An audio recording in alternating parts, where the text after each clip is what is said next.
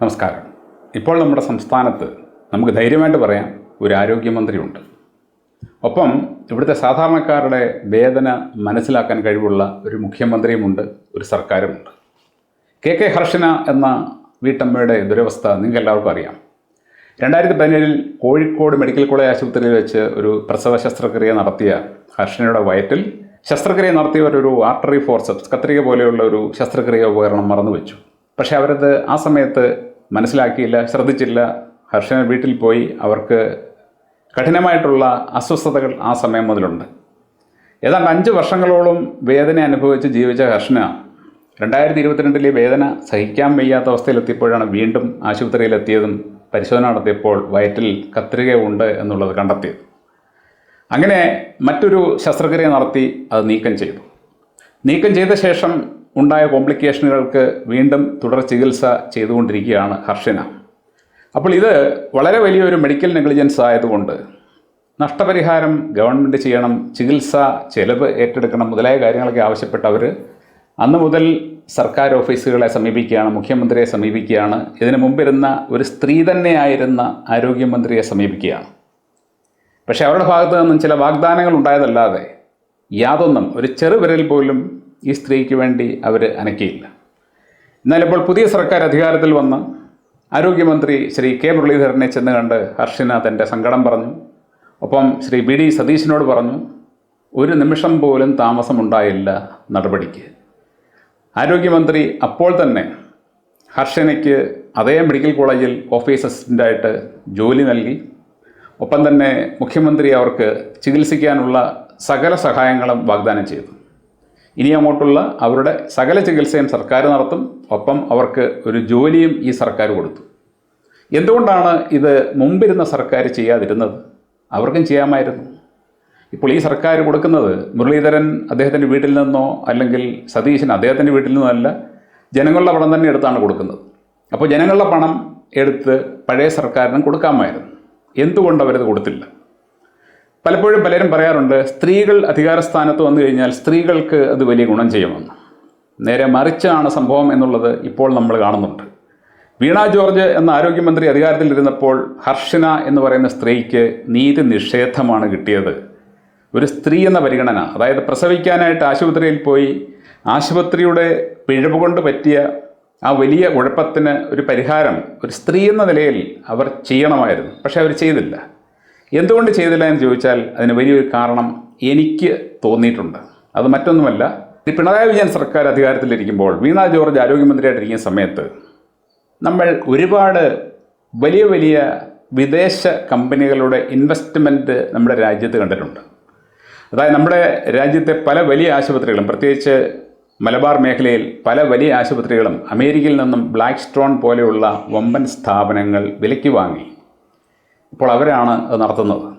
അപ്പോൾ അത്തരത്തിലുള്ള വിദേശ നിക്ഷേപകർ ഇവിടെ വരുമ്പോൾ അവർക്ക് തീർച്ചയായിട്ടും ലക്ഷ്യം എന്ന് പറയുന്നത് ബിസിനസ്സാണ്. അമേരിക്കക്കാരൻ ഇവിടെ വന്ന് പണം മുടക്കുന്നത് നമ്മുടെ നാട്ടുകാരെ നന്നാക്കാനാണ്? ഒരിക്കലുമല്ല. നമ്മുടെ നാട്ടുകാരെ നശിപ്പിക്കാനാണ്, നശിപ്പിച്ച് ഇവിടെ നിന്നും പണം ഉണ്ടാക്കാനാണ്. നമ്മുടെ ആരോഗ്യം നശിച്ചെങ്കിൽ മാത്രമേ അവന് മുടക്കിയ പണം നല്ല ലാഭത്തോടെ തിരിച്ചു പിടിക്കാൻ പറ്റുകയുള്ളൂ. അതിനുള്ള സൗകര്യങ്ങളൊക്കെ പിണറായി വിജയനും വീണ ജോർജും അവർക്ക് ചെയ്തു കൊടുത്തിരുന്നു. അപ്പോൾ അവർക്ക് അതിൻ്റെ കൂടെ മറ്റൊരു ഉപകാരം കൂടി ആവശ്യമായിരുന്നു. അതായത് നമ്മുടെ സർക്കാർ ആശുപത്രികളുടെ പ്രവർത്തനം മോശമാകണം, പ്രത്യേകിച്ചും മലബാർ ഭാഗത്തെ. കാരണം എനിക്ക് തോന്നുന്നു അവർ കൂടുതലും പണം മുടക്കിയിരിക്കുന്നത് അവിടെയാണ്. അപ്പോൾ അവിടേക്കുള്ള മെഡിക്കൽ കോളേജുകൾ, അതുപോലെ തന്നെ സർക്കാർ ആശുപത്രികൾ എന്നിവയിൽ ജനങ്ങൾക്ക് വിശ്വാസം നഷ്ടപ്പെടണം. ജനങ്ങൾക്ക് വിശ്വാസം നഷ്ടപ്പെട്ടു കഴിഞ്ഞാൽ അവർ തീർച്ചയായിട്ടും അവിടം ഉപേക്ഷിച്ച് പ്രൈവറ്റ് ആശുപത്രികളിലേക്ക് പോകും. ഇപ്പോൾ ഹർഷന എന്ന് പറയുന്ന യുവതിക്ക് നഷ്ടപരിഹാരം അവർ കൊടുത്തിരുന്നെങ്കിൽ, ഇതേപോലെ ഒരു ജോലി അവർക്ക് കൊടുത്തിരുന്നെങ്കിൽ ജനങ്ങളുടെ മനസ്സിലുണ്ടാകുന്ന ഇംപ്രഷൻ എന്താണ്? സർക്കാർ ആശുപത്രിയിൽ പോയി അഥവാ എന്തെങ്കിലും ഒരു പിഴവ് പറ്റിയാലും സർക്കാർ നമുക്ക് നഷ്ടപരിഹാരം നൽകും. ചിലപ്പോൾ സർക്കാർ പരിഹാരമായിട്ടൊരു ജോലി തന്നെ നൽകും. അത് വളരെ നല്ല കാര്യമാണ്. അതുകൊണ്ട് സർക്കാർ ആശുപത്രികളിൽ പോകുന്നതിന് യാതൊരു കുഴപ്പവുമില്ല. തെറ്റുകുറ്റങ്ങൾ ആർക്കും പറ്റും എന്ന് കരുതി ജനങ്ങൾ സർക്കാർ ആശുപത്രികളിൽ തന്നെ പോകും. എന്നാൽ സർക്കാർ ആശുപത്രികളിൽ പോയിട്ട് എന്തെങ്കിലും കുഴപ്പമുണ്ടായിക്കഴിഞ്ഞാൽ നിങ്ങൾ അനുഭവിച്ചോണം എന്നതാണ് സർക്കാരിൻ്റെ നിലപാടെങ്കിൽ, ആശുപത്രിയുടെ നിലപാടെങ്കിൽ, തീർച്ചയായിട്ടും ജനങ്ങൾ പിന്നീട് അങ്ങോട്ട് പോകാൻ മടിക്കും. അങ്ങനെ മടിക്കുമ്പോൾ അത് പ്രൈവറ്റ് ആശുപത്രികൾക്ക്, ഇവിടെ കോടിക്കണക്കിന് പണം മുടക്കിയിരിക്കുന്ന വമ്പൻ ആശുപത്രികൾക്ക് ബിസിനസ്സായിട്ട് മാറും. അപ്പോൾ അവരെ സഹായിക്കാൻ വേണ്ടി മാത്രമാണ് വീണ ജോർജ് ഹർഷനെ സഹായിക്കാതിരുന്നതെന്ന് ഞാൻ ബലമായിട്ട് സംശയിക്കുന്നു. ഇപ്പോൾ ഈ അടുത്ത സമയത്ത് വീണ ജോർജും കുടുംബവും സഞ്ചരിച്ചിരുന്ന കാറ് ട്രിവാൻഡ്രത്തേക്ക് പോകുന്ന വഴിക്ക് എവിടെയോ വണ്ടി റോഡിൽ നിന്ന് സ്ലിപ്പായി ഒരു പോസ്റ്റിലിടിച്ച് ഒരു സാമാന്യം വലിയ അപകടം തന്നെയാണ് ഉണ്ടായത്. ഈ അപകടത്തിൻ്റെ വാർത്ത റിപ്പോർട്ട് ചെയ്ത മാധ്യമങ്ങളുടെ എല്ലാം, ഓൺലൈൻ മാധ്യമങ്ങളുടെ എല്ലാം താഴെ വന്നിരിക്കുന്ന, ആ വാർത്തയുടെ താഴെ വന്നിരിക്കുന്ന കമൻറ്റുകൾ ഞാൻ നോക്കിയിരുന്നു. സത്യം പറഞ്ഞു കഴിഞ്ഞാൽ ഈ സ്ത്രീയെ എത്രമാത്രം മലയാളികൾ വെറുത്തിരുന്നു എന്നുള്ളത് അപ്പോഴാണ് എനിക്ക് ബോധ്യമാകുന്നത്. എല്ലാ ആൾക്കാരും സത്യം പറഞ്ഞു കഴിഞ്ഞാൽ അപകടം നടന്ന് നന്നായി എന്ന മട്ടിലാണ് അഭിപ്രായം എഴുതിയിരിക്കുന്നത്. അവർക്കിങ്ങനെ ഒരു അപകടം പറ്റിയതിൽ ഒരു മലയാളിക്ക് പോലും വിഷമമില്ല. എന്തുകൊണ്ടില്ല? വീണ ജോർജ് ചിന്തിക്കേണ്ട വിഷയമാണ്. നിങ്ങൾക്കൊരു അപകടം പറ്റിയപ്പോൾ മലയാളികൾ ആരും തന്നെ അതിൽ വിഷമിക്കുന്നില്ല എന്നുണ്ടെങ്കിൽ നിങ്ങൾക്ക് എവിടെയാണ് പിഴച്ചത് എന്ന് നിങ്ങൾ ഇനിയെങ്കിലും മനസ്സിലാക്കണം. നിങ്ങളുടെ ആരോഗ്യമന്ത്രി കസേര എന്ന് പറയുന്ന നിങ്ങൾ അഹങ്കാരത്തോടെ ഉപയോഗിച്ച് ജനങ്ങളെ മുഴുവൻ ഇവിടുത്തെ വമ്പൻ മരുന്ന് മാഫിയകൾക്ക് ഒറ്റിക്കൊടുക്കാൻ വേണ്ടത് മാത്രമാണ് നിങ്ങൾ ചെയ്തത്. സർക്കാർ ആശുപത്രികളിൽ പോകുന്ന ആൾക്കാർക്ക് ആ സർക്കാർ ആശുപത്രികളിൽ വിശ്വാസം നഷ്ടപ്പെടാൻ വേണ്ടി അവിടുത്തെ സേവനങ്ങളൊക്കെ നശിപ്പിച്ച് അവിടെ ചെല്ലുന്ന ആൾക്കാർക്കൊക്കെ തന്നെ നമുക്കറിയാം, കഴിഞ്ഞ 4-5 കൊല്ലങ്ങളായിട്ട് വിവിധ സർക്കാർ ആശുപത്രികളിൽ നിന്ന് ഒരുപാട് ചികിത്സാ പിഴവുകൾ നമ്മൾ കേൾക്കുന്നുണ്ട്. പല ആശുപത്രികളിലും വേണ്ടത്ര സൗകര്യങ്ങളില്ല. ഇതേക്കുറിച്ചൊക്കെ പറഞ്ഞ ഒരു ഡോക്ടർക്കെതിരെ ഇവർ നടപടിയെടുത്തതാണ്.